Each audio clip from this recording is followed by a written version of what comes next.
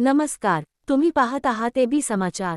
कल्याण railway स्थानक परिसरात संघटित पद्धतीने सुरू असलेल्या अनैतिक देहव्यापाराच्या मोठ्या रॅकेटचा कल्याण पोलिसांनी पर्दाफाश केला आहे।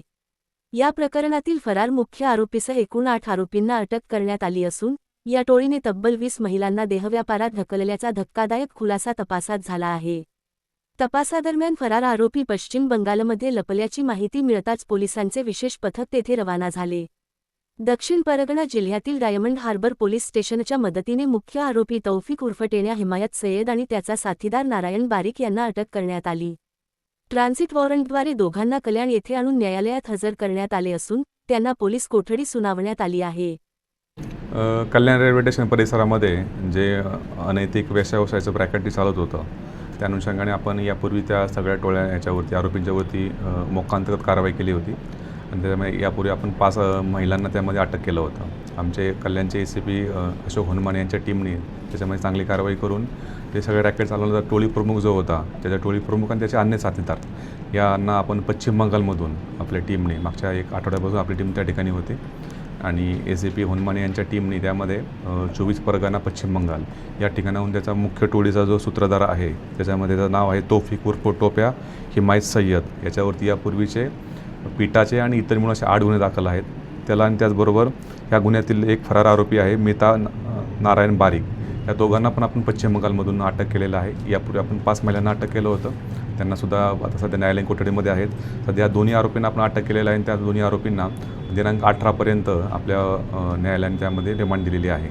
त्याचप्रमाणे यातील अजून एक आरोपी जो फरार होता प्रशांत उर्फ कौवा वीरकुमार गायकवाड, हा सुद्धा टोळीचा सक्रिय सदस्य होता आणि ह्यालासुद्धा आपण अटक केलेली आहे। सध्या तो आपल्याला पोलीस रिमांडमध्ये संपून तो आता न्यायालयीन कोठडीमध्ये आहे।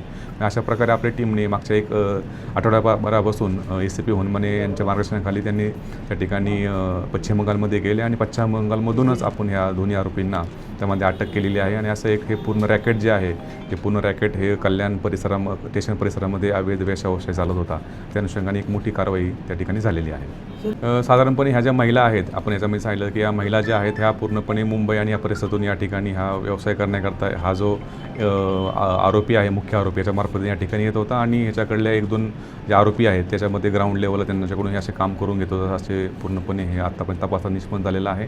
त्यामुळे आपण 20 ज्या पीडित महिला आहेत त्या पहिल्या महिलांची आपण यातून सुटका केलेली आहे आणि त्यांना आपण महिला सुधारगृहात सुद्धा पाठवलेलं आहे।